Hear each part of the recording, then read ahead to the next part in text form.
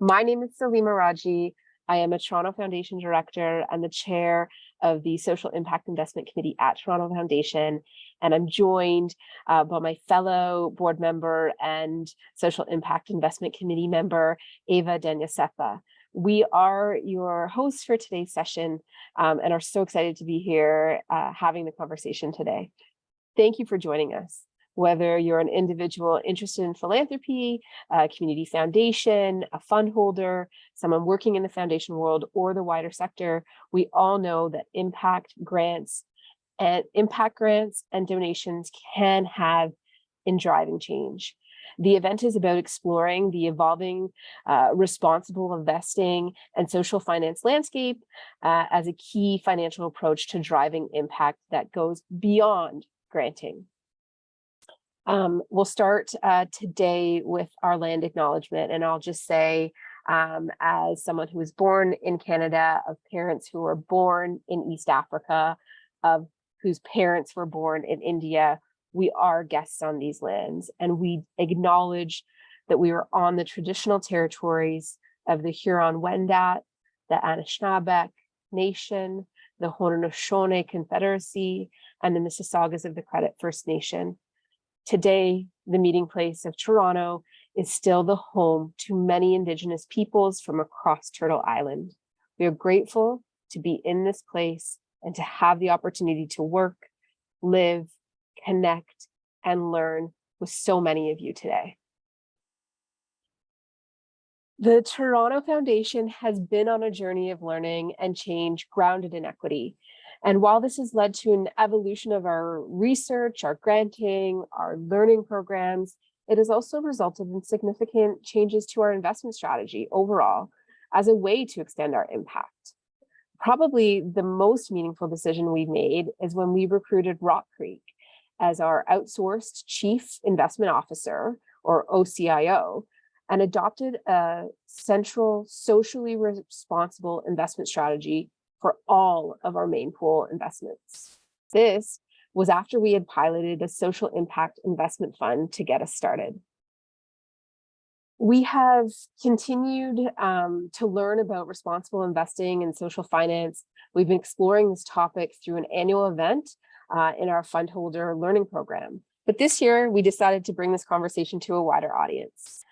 So to help us learn more about this evolving space, we're so pleased to have brought together 3 speakers for a panel discussion who are steeped in this work: Bill Young, Narinder Dhami, and Aatif Baskanderi. Ava and I will be moderating the panel discussion, which will take about 40 minutes. And this will be followed by an opportunity to answer a few questions from the audience and then do a quick wrap up. So before Ava introduces our speakers, just a few final reminders. We're here till 2 o'clock. You might have noticed that we use the chat to post comments and important links. So please make sure you have the chat open so you can see those. And there will be a chance to ask questions. So please use the Q&A at the bottom of your screen to submit your questions. We are monitoring this and we'll try to get to as many as possible. I'll pass it over to Ava. No, thank you. Thanks so much, Salima, for opening things up, and welcome everybody. We're really excited that everybody has joined, and we're super excited to introduce our awesome panel that will be sharing their insights with us on how to take foundations and philanthropy beyond granting. So we'll start off with Aatif Baskanderi. He's the CEO of the Northpine Foundation, and the Northpine Foundation is a private family foundation investing risk capital and supports in mission-obsessed organizations to achieve scalable outcomes for underserved and underinvested communities in Canada. Next, we have Narinder Dhami. She's the president of the Sonor Foundation and executive lead and co-founder of New Power Labs. Narinder has built, designed, and scaled social ventures across the globe. And finally, we have Bill Young. He's the founder and chairman of Social Capital Partners, a nonprofit social finance company that was founded in 2001 and is widely recognized as one of the pioneers of this space in Canada. So it's so exciting to have everybody here, part of the conversation. I want to take a moment to remind everybody to please use the Q&A icon at the bottom of the screen to submit a question. We'll try to get to as many of those as we can. And yeah, let's get started. So my first question will go to Bill. There have been some critics that have described Harvard University, which is has an endowment of over $50 billion, as actually a hedge fund with a small school attached to it. And similarly, Canadian foundations have combined assets over 100 billion, but only a small percentage of that is actually actively used for charitable purposes. So it would be great to get your thoughts on what you think the purpose of philanthropy is, and how should foundations be distinguished from institutional investors?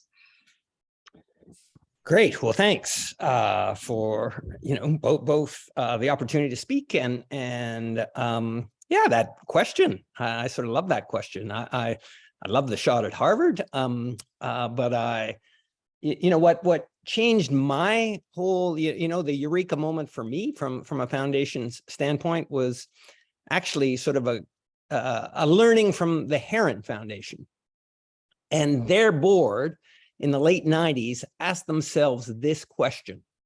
And the question was, should we be more than a private investment management company that gives away a portion of its excess cash flow every year to charity? Because when you break it down under the normal construct of foundations and the way foundations are thought to execute on philanthropy, that's what happens. 4 or 5% goes to grant making, 95% goes to investment management companies to invest in things that will, generate income in order to disperse that 5%. But I think that board question is such a great one because, when you break it down, most companies or most organizations define themselves with what they do with 95% of their assets, not what they do with 5%. And that's what Heron was doing in that question and saying, should we be more than this? And of course, if your purpose is to do good, it's a pretty easy answer. I think, the answer should be a resounding yes. And I think it just opens up a whole new world when you realize as foundations or philanthropists, we should be using our whole balance sheet to figure out how to do good. And again, I think if any of you are interested in exploring this more, the journey of Heron is particularly instructive. They put together almost a sort of how-to book on to do this. They are now 100% invested in impact. They use their entire balance sheet and the entire range of what I call a continuum of, if you think about it, foundations historically either had an investment that lost 100% upfront, which is a grant, it's a donation, or they played at the very other end of the continuum, which is, let's give it to an investment manager to get risk-adjusted rates of return. Heron has said, no, let's use that whole continuum. We can do so much, anywhere on that continuum. We can offer guarantees. We can offer concessionary finance. We can end up taking a lower rate on things like affordable housing so that conventional capital can come in above us and make something like that doable. Those are the ways that I think foundations, when they think about how do we harness the 100% of our assets rather than the 5%, can make such a much bigger difference than you can with the traditional model. And I think that's the opportunity in front of us all. So Narinder, building on this example of Heron that Bill has put in front of us, if we think about the Philanthropic Foundations of Canada, the organization that represents private foundations in this country, they estimate that among their members who engage in impact investing, only about 8% of they only do that with about 8% of their total portfolio assets. This, of course, excludes thousands of foundations who don't consider impact at all in their investments. So why haven't they learned from the Heron example? What is stopping them? What are the challenges that are preventing them from operating from that more holistic perspective that Bill so eloquently outlined? Yeah, no, it's a really great question. So there's a few. So the first is the mindset. And I think we still live in many ways. Many people still feel we live in a bifurcated world, where in one part of our world we make money, and on the other part of the world, our lives, we do good. And so, we make money here and we donate that and do good here. And that's been kind of a very traditional approach that's been embraced by many foundations. And so the ability to think about how do we merge meaning and money, purpose and profit is growing, but it's growing slowly across the space. And then the second piece is awareness and understanding of what impact investing is. Again, it was a task force, Bill was part of this in 2010 and a few others that really helped to create more visibility across Canada about the potential of impact investing. And, we are still in that journey. We're in this journey today with all of you of just getting more awareness and understanding of what it is, what the potential is, and how it can actually help amplify impact and take a more holistic approach to doing good. And then there's confusion on the spectrum of impact investing and what it is and kind of the broader ESG space. So we have ESG integration, which is really the fact that in diligence, you're taking into consideration environmental, social, and governance factors, right? So we're going to consider them in our diligence. This is ESG integration, and actually 25 trillion of the 35 trillion in kind of broadly, quote unquote, impact sits here in ESG integration. Then you have responsible investing. So you're going to more proactively invest. You're going to screen in, screen out. And these strategies include or exclude investments based on the application of different types of screens. So that's socially responsible investment. And then you have impact investment, which typically goes into private markets aimed at solving social and environmental potentials. And that's where I think we can have the greatest impact, but understanding that these are different places to play across a responsible investing umbrella isn't always clear. And each of these elements can drive different types of impact. The other piece is internal capacity. A lot of foundations are set up to be really good at grant making, not necessarily, and they outsource some of the investing. And so then we rely on external expertise to inform us on where and how we can engage in impact investing. And then the final piece, which I think is valid, is access to deal flow. So how do we, I've been in a number of conversations with different family offices and different foundations around a desire to engage in impact investing, but not necessarily clear on how to access the deal flow that does exist and is growing across Canada. And I'll just add one other thing. As CFC, I'm on the board of CFC, and we're in the process of redefining our investment policy statement, of understanding how can we, there's different ways in which we can drive impact. There's different ways in which we can use our capital for good and enable the broader ecosystem. So we're in this exciting moment to defining that. Maybe I'll quickly summarize, and then Ava will pick up on a question here, but mindset, awareness, confusion on the spectrum of where we could be, internal capacity to do it, and then just accessing deals. Thank you for that, Narinder. I think that is a really good summary and overview of some of the challenges. And I think it reflects how foundations have to be pretty enterprising with how they approach this in order to fully make sure that they're leveraging their full balance sheet to create impact. Aatif, you've argued that that government should play a more active role to advance impact investing through mandates and incentives. So transferring the responsibility from individual organizations to the government at large. And there's growing debate about this, whether the market is ready for it, but it's a bold idea that ultimately pushes the sector to consider whether the status quo is actually working. It would be great if you could elaborate on this and why you think that it's needed. Assalamu alaikum, everyone. Peace be upon you. Kolepe avec vous, and Tansi from Treaty 7 territory. So I'll first start off with definition of philanthropy. Lowercase p definition of philanthropy came from ancient Greek, which means love of humanity. Uppercase P philanthropy, which I kind of just entered into this world less than 2 years ago, it's a financial mechanism built by the CRA that is crafting what I'll call a public utility. Many people call it a public utility investment firm that has kind of two big stipulations that Bill spoke about.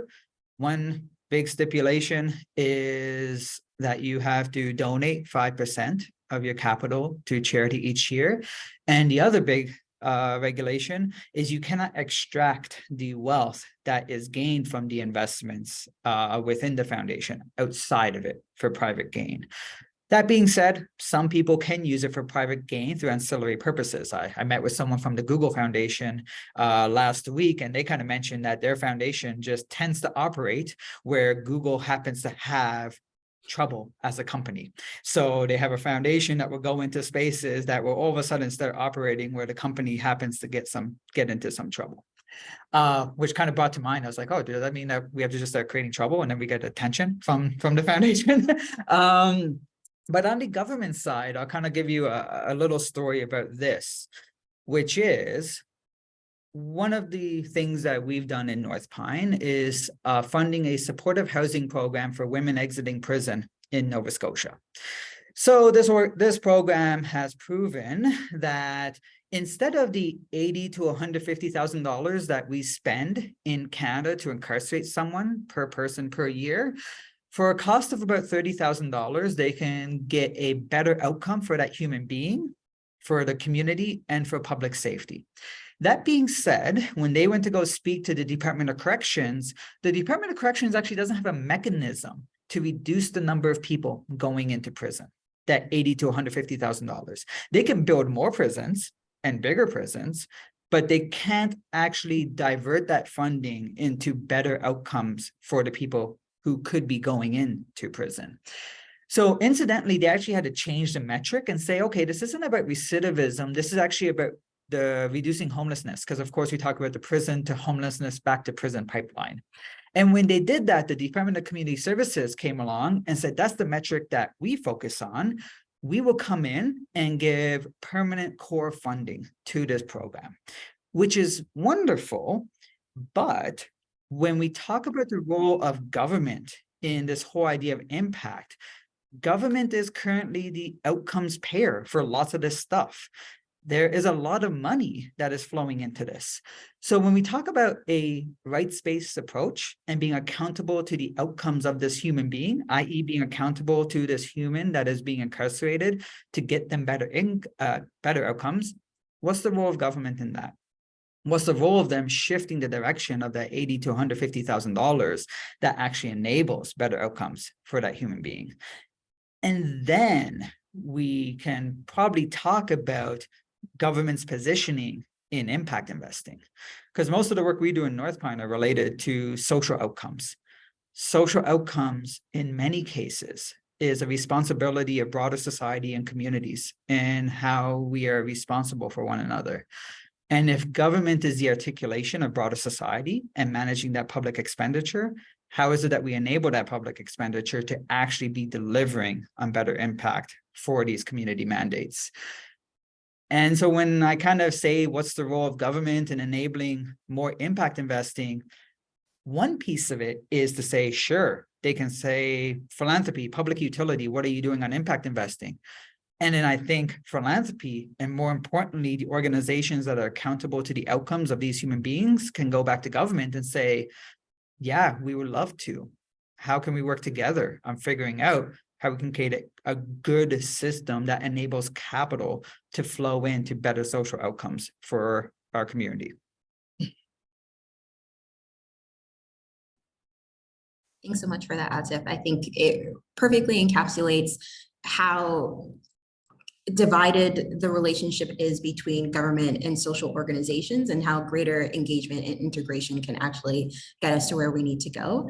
I think Salima, you have the next question. I'm going to come back to Narinder, but just focus on this idea of that Aatif raised about being accountable to the outcome of human beings, and connect that concept to how capital flows equitably. And so, Narinder, thinking about everyone gets through those challenges you listed, they are every foundation in Canada is able to direct their entire portfolio towards responsible investing, which would, I mean, we would be so excited, that would be such a force for good. Where would it go? Right now, we know most of the money flows to organizations led by white men. How can we change that? Yeah, it's a really, really great question. And I do apologize for some of the tech issues a few minutes ago. I think that the potential of impact investing is that we do things differently. Unfortunately, what we've failed to do is to flow capital differently than venture capital. So as folks probably know, over 98% of the world's assets, so assets under management across the world, are managed by white men. When you look across impact investing in Canada, you don't see much of a difference there. I'll share a personal story. When I was attempting to fundraise, I'd have conversations with various foundations on a small kind of gender lens fund. And often I was told, and here's me, a woman of color, being told that, well, this is our diversity sliver. Our diversity sliver today is focused on this community and that community. And sorry, you just don't fall under the diversity objective for the moment. And so not only was it difficult to fundraise, but it reminded me and made me think about how when we think about equity and we think about diversity, right now, it's always a sliver of what we do. It's that tiny piece, that pilot project, that thing we may potentially do. That's one mindset we actually have to change if we want to change how capital flows. And so if I go back to then what Canada looks like, and we did so at New Power Labs, we did some early analysis on foundations in Canada and how they flow capital in impact investing. And what we found was that most foundations that engaged in private markets impact investing invested predominantly in white fund managers. And the only exception where it was not white fund managers was that it was still male fund managers.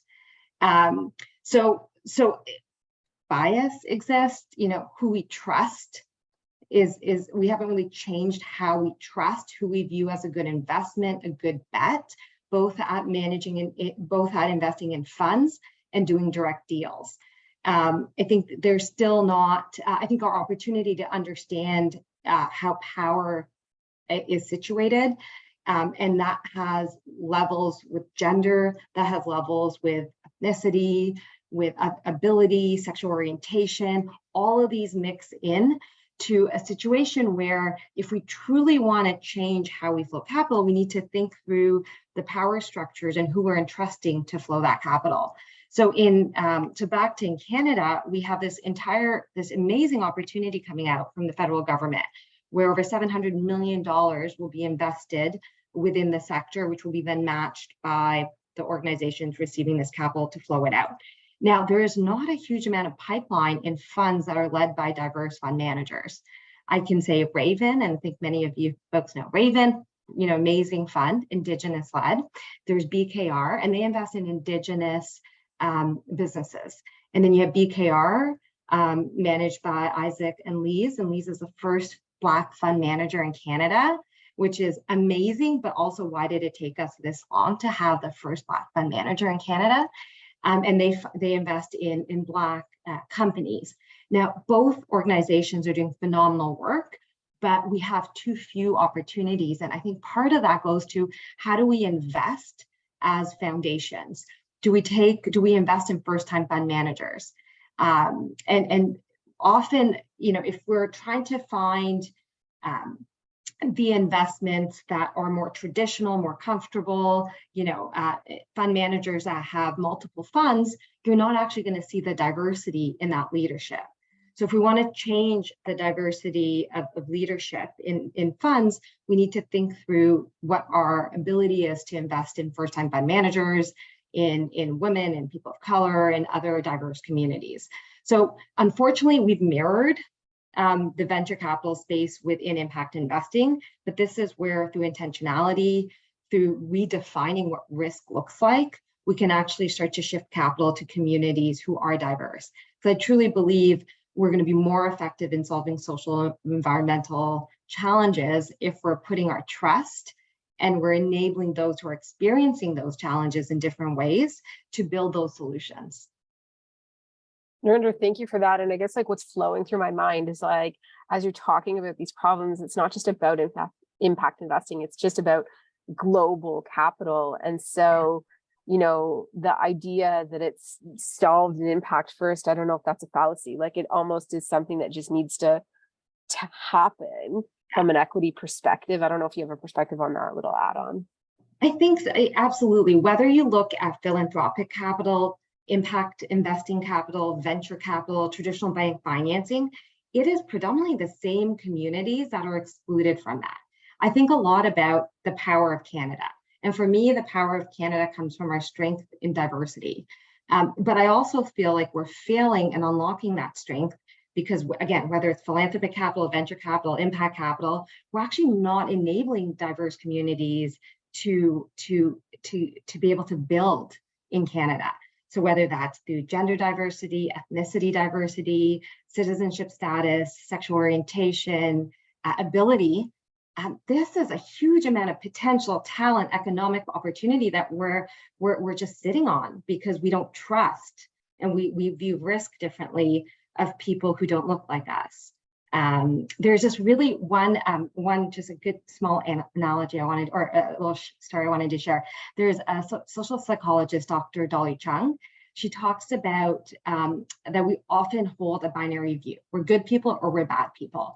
And I find that in the social sector, we hold this view. So if you're running a foundation, if you're in the, if you're doing some good work, we're good people. In Canada, I think we just hold this view. We're Canadians, we're good people. And she talks about that if you keep this binary view as a good person, you can't be sexist, you can't be racist, you can't be ableist, and it actually prevents us from being better. And so she encourages folks to take a view of being good-ish. So understanding that we're all on a growth journey, we're all probably racist at some level, sexist, ableist.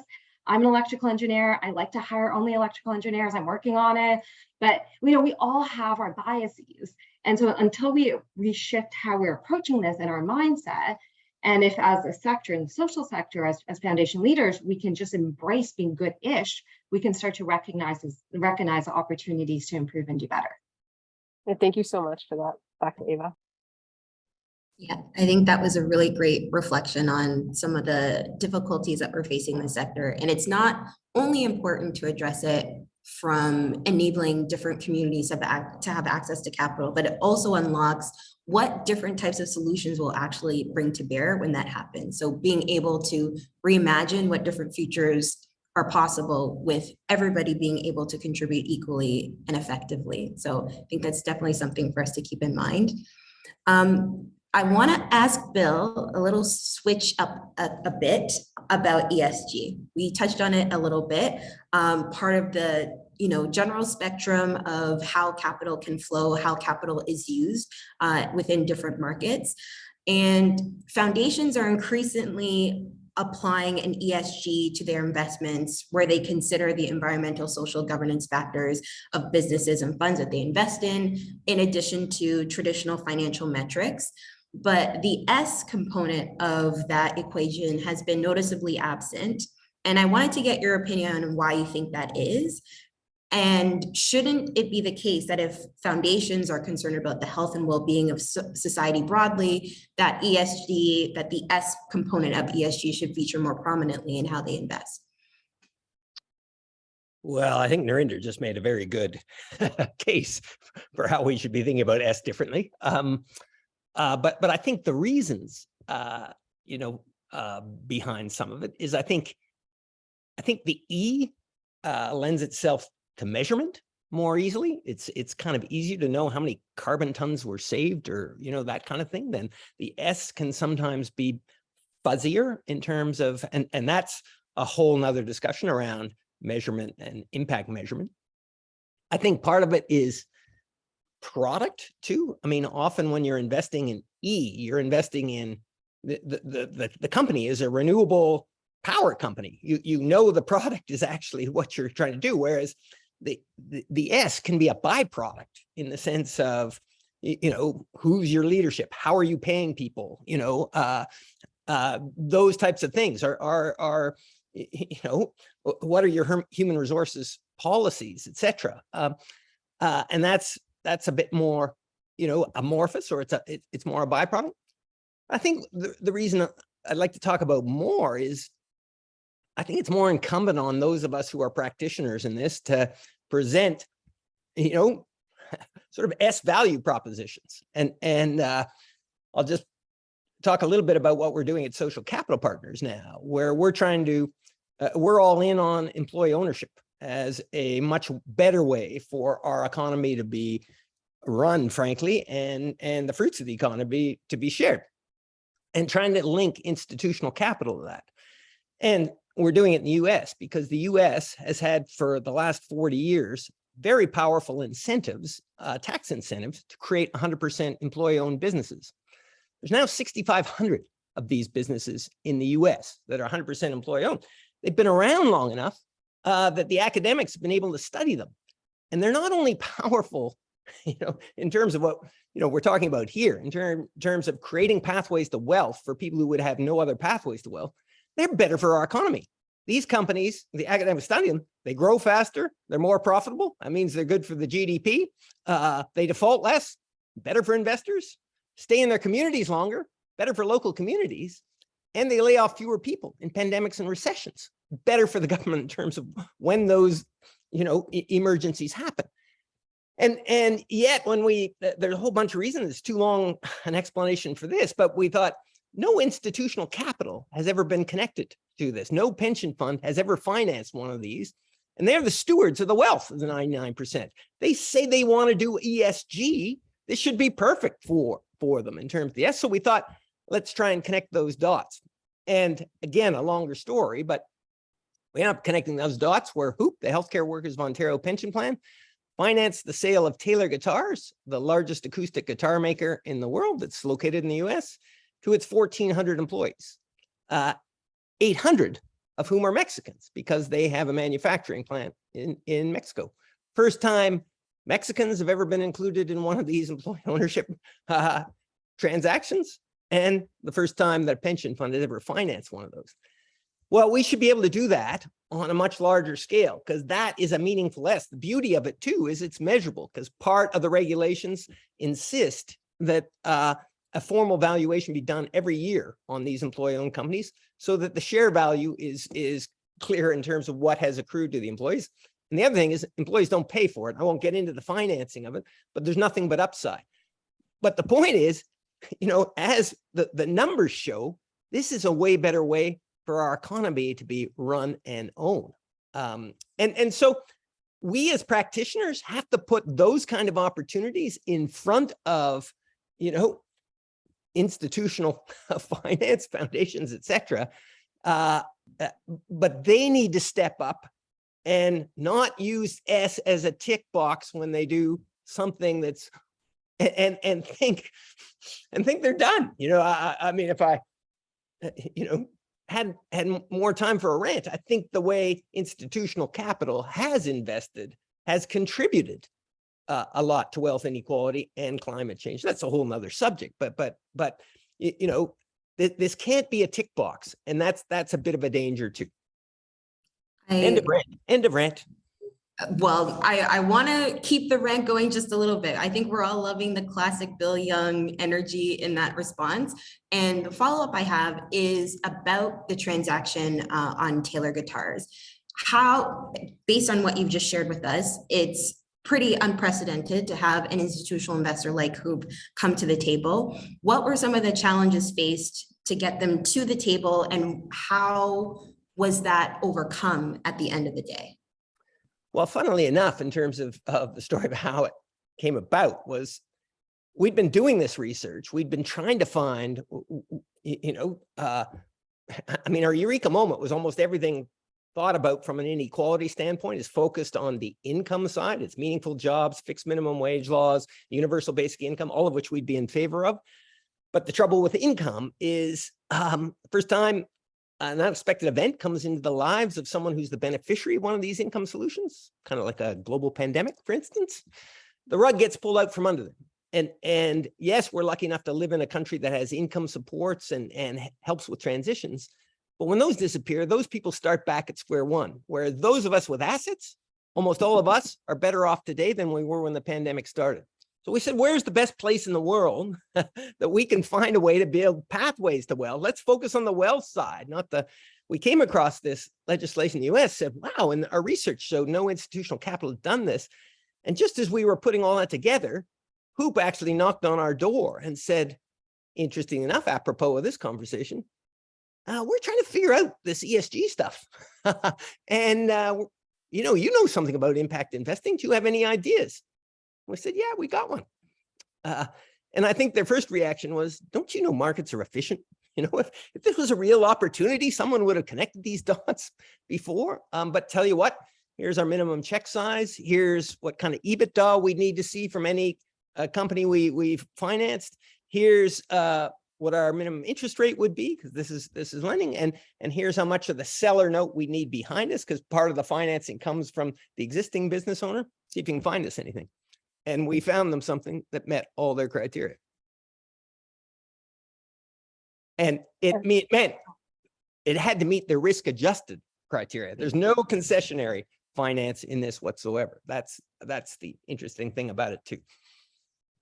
Which is, I mean, a whole nother topic of conversation for another day, but absolutely incredible. And just thinking about the idea of connecting pension money to opportunities around us, pathways to wealth, and then Aatif, coming to you about maybe connecting the world of venture to philanthropy and using that as a catalyst to do more from public or private investments. You know, that's something you know about. Tell us, like, why is it important?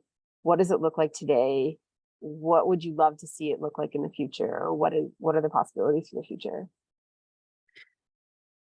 There are some compelling numbers that I saw, which was global philanthropy grants out or donates $200 billion annually.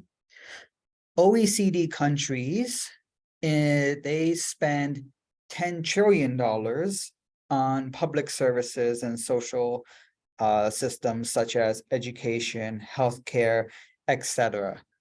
The investment market manages $250 trillion.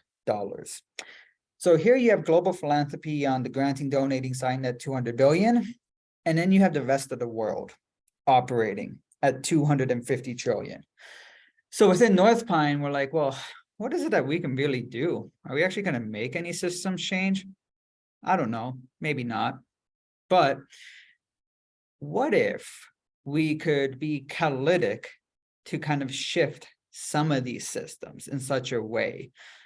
And I'll give you an example. Last month, I actually spoke at the Atlantic Venture Capital Forum.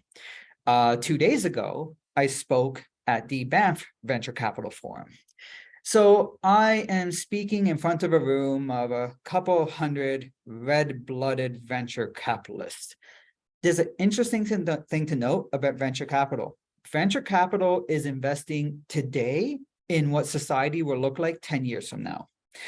And the reason why I want to build that bridge is because in the same way, ideally speaking, from a philanthropy's point of view of nudging society to be working towards more of a good economic system and kind of like changing the economic system to hopefully inherently be good, I thought it was important to build that bridge. The interesting thing that I noted when I went to this conference, I was speaking on day 2 of the first one. And after day 1, I completely rewrote my speech. Because in day 1, they were speaking about food security. They were speaking about climate change. They were speaking about financial feminism.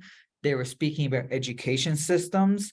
And I went to the organizers and I'm like, you could have probably just labeled this an impact investment conference and no one would have batted an eye. But it's interesting because what it showed me is a signal, maybe, that all these red-blooded venture capitalists that are predominantly just talking about profits are thinking that impact is actually the future. However, that impact for their future is still deeply linked to making profit. So how is it that we shift that profit is inherently made by doing social good? How is it that we shift that $250 trillion global investment market is inherently fueling social good? And that's where we kind of come in as philanthropy of like, could we kind of catalyze models for social good? And in many cases, it goes beyond granting. At the end of the day, we can do loans, we can do equity investments, we can do blended finance. How is it that we enable different type of models to exist in different systems that are deeply, and the one thing that we do is we say, how do we ensure that this model is deeply accountable to the outcomes of the people we say that we're serving, but testing out how we can take that accountability into different business models, different financial sectors, whatever it might be. We're testing it out right now. We'll see how it goes. I could give some examples. It might come up in the Q&A, but I have seen a pretty good reception from people actually to this bridge being built. Because what you're finding is a lot of the and like in the startup world and the tech world, not even tech world, just in the startup world and the economy going forward, everyone is talking about talent. And lots of the emerging talent cares more and more about purpose. So you're getting social purpose organizations that lots of this talent wants to go to, but then many of the social purpose organizations are deeply underfunded, operate in some of the most precarious business models that you can operate in. So we're trying to figure out how do you connect this amazing purpose-built talent to great business models that can let them thrive and let the accountability to the outcomes thrive of the people that are trying to serve. Oh, sorry, go ahead, Salima. It's okay, Ava.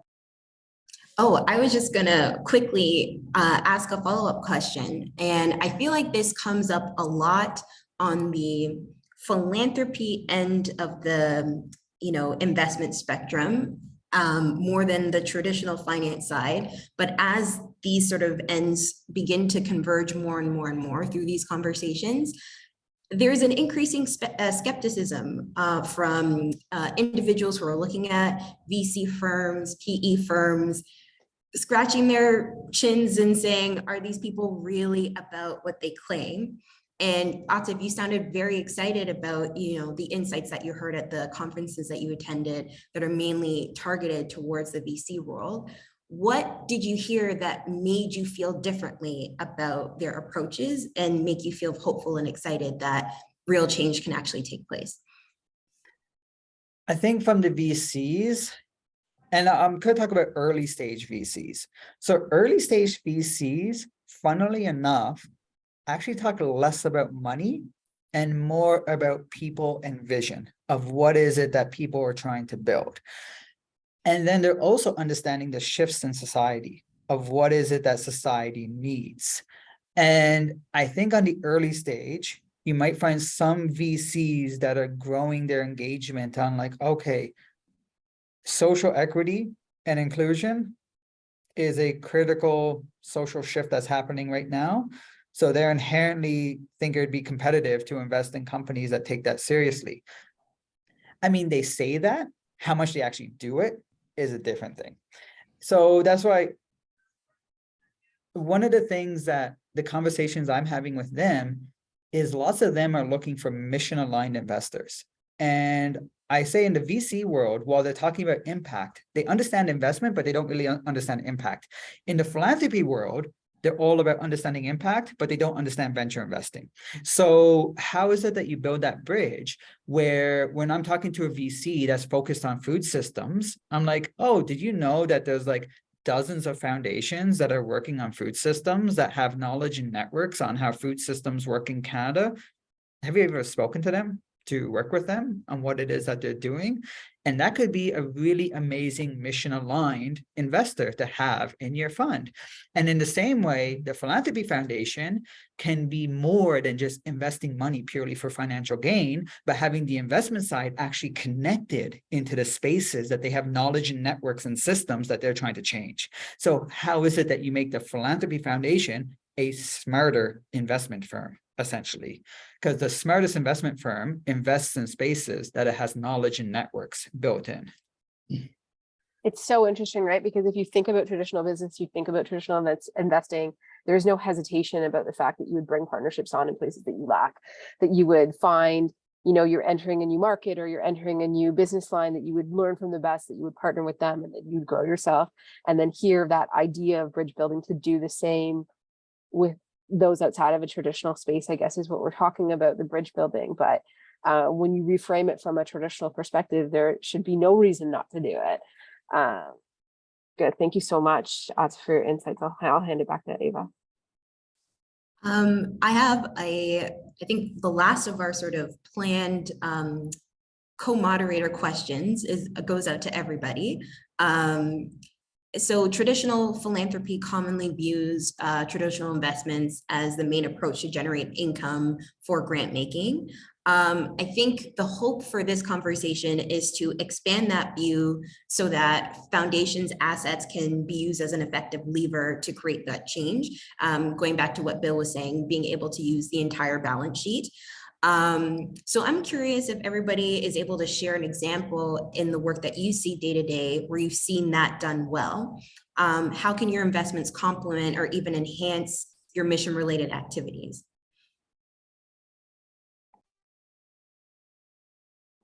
I can pick on someone to start. Oh, I'm seeing I'm unmuting. Okay, go ahead.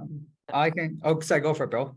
No, well, you know, I'm happy to start, and I'm going to, you know, I'm sort of joking because, you know, I think this is in terms of kind of some of the things we ourselves have done through our foundation, and I'm preempting Aatif because he might choose the same one, because what he's done actually is fantastic in this situation as well. But I'm going to use the example of New Market funds.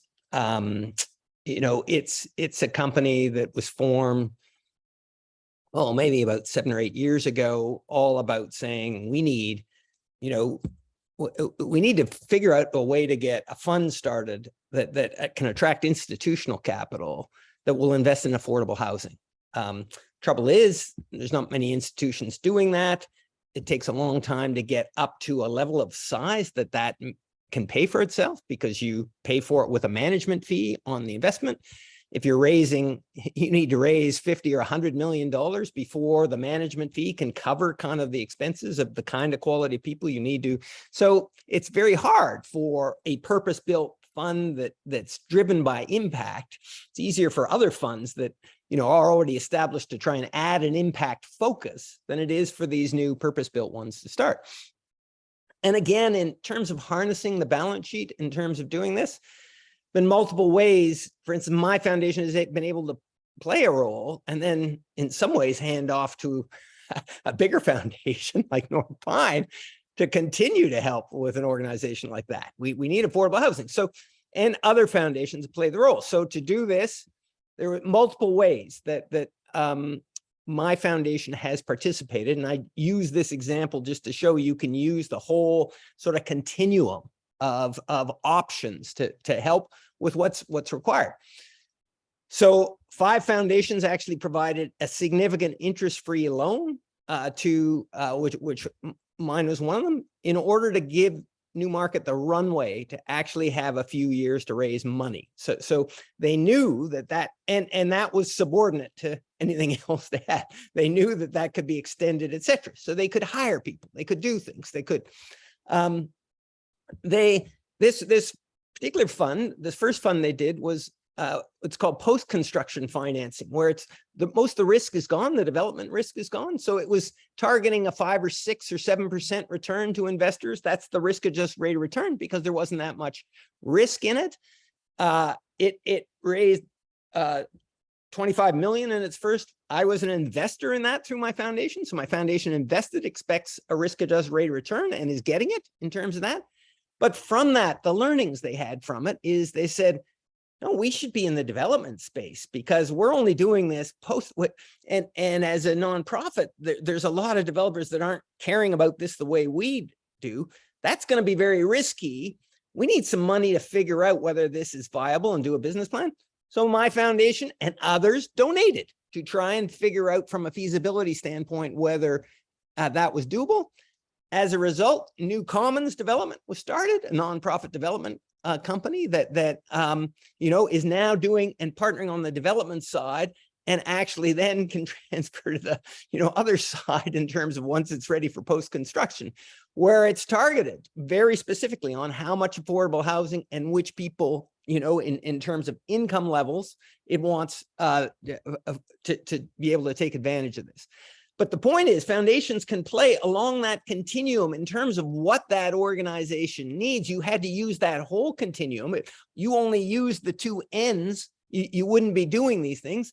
And in terms of what it's needed now, the development needs a lot more cash up front and things like that. And I don't know if this will be Aatif's example, but you know, Northpine has then provided another different kind of financing to this organization, you know, just in terms of, again, a philanthropic organization figuring out what that organization needs and how best to do it, which doesn't necessarily fit those two ends of the spectrum. Maybe I'll just go on then. I'll do a different example. So I'm in a bit of a different space with Northpine, which is we don't have an endowment and I don't want an endowment, but it doesn't mean that we're a spend down foundation at the same time. What it means is I want 100% of the capital that flows through Northpine to be aligned with our objectives that we have. What that also means is it's challenging. We end up having to almost build up many of the investable assets that we ultimately want to invest in. Or sometimes wonderful people come along, like a financial feminist investment fund out of Alberta called the 51, that actually aligned very well with our climate objectives. Within our climate objectives, food and ag was one of the focus areas. The 51 is a financial feminist investment fund because we all know that women get 2% of venture capital, yet outperform their male counterparts by about 63%. And in our mind, Canada sets lots of wonderful climate targets and is terrible at reaching it. So we have to invest differently. So we decided to invest in the 51. This is a venture fund. We might not see that money back for 5-7 years, who knows? Like venture funds is a long time before you see money back, but it was really aligned with our mission. There's another group on the other side. We've supported Raven. So Raven Capital also has Raven Indigenous Foundation. I really like Raven Capital and Raven Indigenous Foundation because they're working both sides. They're the VC. At the same time, the foundation arm is also working on public policy and enabling social finance to exist to create the investment marketplaces that they actually want to invest in. And for me, that's just such a beautiful thing as an impact investor that they're doing. So we're actually supporting them on the side of like, on the social finance side of building that investable market that they can actually invest in a way that we would want impact to be invested in. So we're supporting the work on diabetes reduction in for Indigenous communities in Southern Manitoba, for example. But those are just like two small examples of how we're working in this space. Thank you, Aatif. And I think we want to get to at least a couple questions from the chat, and it's been active. Thank you guys so much. We're going to ask you to think about a question to respond to audience in the chat as we move to some of the questions for the panel. And so we are thinking we would like to ask you, whether you're an individual investor, someone working in the sector, what you think the main barriers to engaging in responsible and impact investments are for you personally or for your firms. And with that, we can move to our first question. Ava, did you want to take it, or I can take it on? So one of the questions that we got in the chat really early, I think in the session was, how can foundations help to bridge the gap in knowledge and skills of social impact organizations that don't necessarily know how to manage investments beyond traditional granting and donations? I think you just actually answered that question about the ecosystem and making sure the ecosystem is ready and what foundations can do. So now talking about skills, and then what constraints might social impact organizations have with accessing and managing different types of impact investments? That's a question for all of you, whoever wants to take it on. I can go for a quick answer, which is, so some of the people that we've supported on the charity side, the transformative leaders, you know, who really despises the purely granting charity model a lot? People who work in charities who are really dedicated to serving the people that they want to serve. They're out there really trying to find any creative mechanism possible to create the best impact for the people that they're trying to serve. So we work with organizations to help them figure out tailored financing approaches, how to come up with new types of models that are ultimately accountable to the people that they're trying to serve. And a lot of it is giving them exposure. So like, for example, the Atlantic Venture Forum I went to, I actually took the executive director of the Elizabeth Fry Society that works with formerly incarcerated women. She came with me to go to this venture capital conference just to have conversations to understand like, what is all these VCs talking about, to inspire her to have new ideas of creating new models that can scale the work that they're doing with women exiting prison. But I think the exposure to the new models and also giving them pipelines into potential investors into those new models is one way. So back to the networks. That seems to be a foundational piece. And does anyone else want to take that, or we have a question for Bill? Narinder? So the one thing I just want to add is we need to look on the other end of it. So where is power held? It's held in those who deploy capital, and what biases do we hold? So part of the reason why social purpose organizations, whether they're charities or for-profits, have difficulty accessing capital is because we have different expectations of different people. And there is really well-documented research of, for example, how female founders go through the process. They're asked more liability type questions. Their impact is minimized. Their ability to grow is minimized by investors. So I think that for us to enable the organizations, the diverse spectrum of organizations get access to capital also means as folks who hold power and deploy capital, we need to proactively think about the biases we have and how we start to address them so it's easier for them. And I'll just say for Raven and BKR, they both had really early large supporters. So McConnell, McCarthy's for Raven enabled where they are. And it's so critical to have folks that say, we believe in you and we're going to bet on you. And I would say BKR had BDC and others who said, we believe in what you're doing. We're gonna bet on you. So if you're a foundation, figure out how you can bet on underrepresented individuals and organizations. I want to leave a minute for Ava to give us a wrap up, but maybe rapid fire for you, Bill. There was a quick follow-up question on the Taylor guitars, which is there evidence that employee-owned companies are making better environmental climate decisions in their supply chains? If you can give us 30 seconds on that. Wow. Sorry. I'd like to just say yes but I do not know the answer to that question. So, I mean, what there is evidence of is that employee-owned companies, perform better on almost every metric. So I would think they would on that, in the sense that, those are the things that employees do care about. I mean, back to Aatif's point about, the younger generation these days only wants to work at companies that, are sort of purpose-built. And then I think the culture of employee-owned companies is the reason why they perform better on all those other metrics. I would be surprised if they weren't better on that, but to be honest, it's not something we've looked into. It's a great question. Thank you so much, Bill. And thank you to everybody who participated in the conversation. Thank you to our speakers. We have to, unfortunately, begin to wrap things up at this point. But we hope that this conversation has sort of piqued your interest if you're new to this field, or has enabled you to think things through in a different way and inspired you to incorporate these insights into your work. I have just a few final items to share.